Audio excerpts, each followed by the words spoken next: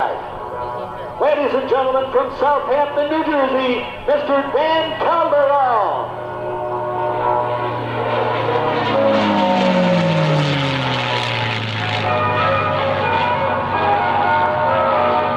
Taking it right up over the top.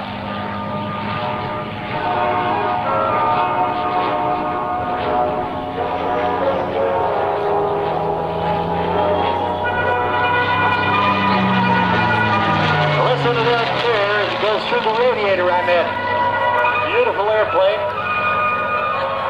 A lot of these aircraft were equipped with the aerobatic propeller. They had two different designs of propeller. The ones with the cuffs that they used for high altitude. And pushes it down on a 45. And half rolls the aircraft to the right side up maneuver.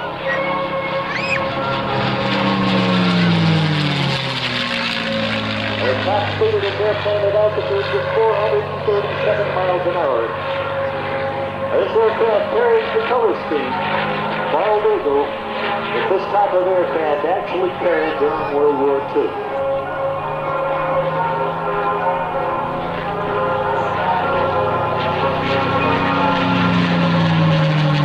On the black and white stripes that you see on the lower section of the fuselage and underneath and on the top of the wings are what is known as invasion markings.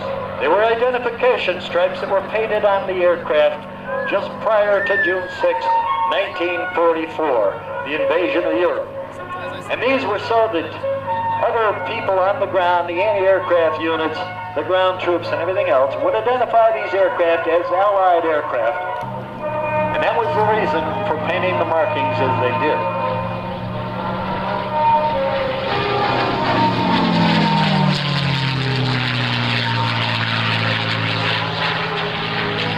Highly maneuverable fighter aircraft from World War II. You know, through the dedication and a lot of hard work and scrounging of parts that these fellows can keep these airplanes in the air today, you know, you don't go down to a local aircraft supply shop and pick up parts for P-51 Mustang. The airplane served in the later years of World War II, throughout the world, as he performs a hesitation role, 3 and 4 points.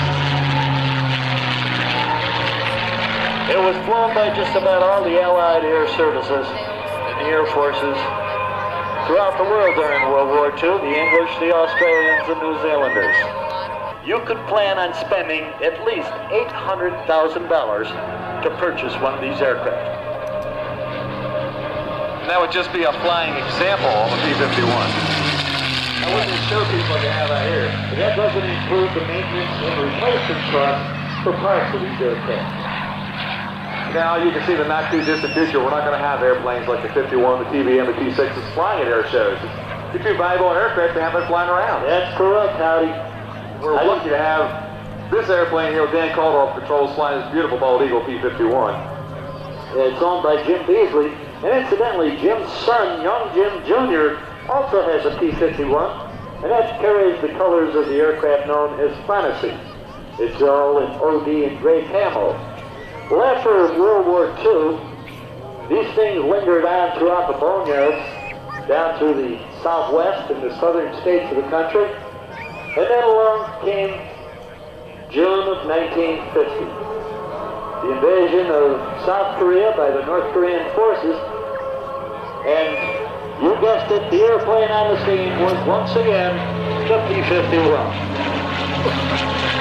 Now it served throughout the Korean War until 1953 as a ground attack fighter with both the South Korean Air Force and the American Air Force.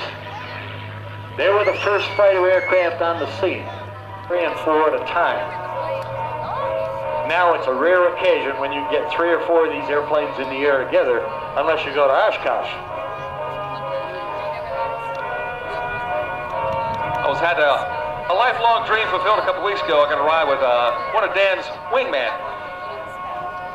And Hollywood Shipley got to ride in his beautiful, big, beautiful Dow P-51 a couple weeks ago. And Hollywood himself. Hollywood himself, the controls. I tell you, you understand why the guys, the World War II veterans, that flew P-51s during the war are deaf.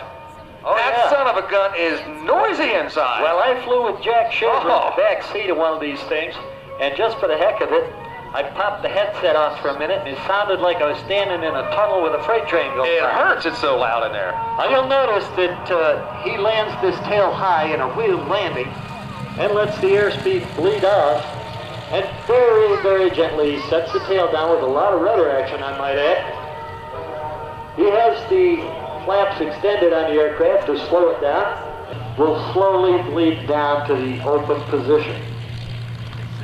Now underneath you can see that radiator, and to replace a radiator on a P-51 today is going to cost you in excess of $15,000. I don't see him waving out that. here for Dan Caldarale from Southampton, New Jersey for a beautiful demonstration with the P-51. The former pilot with the 6 of diamonds and the 4 horsemen. Paints aircraft such as these for a living.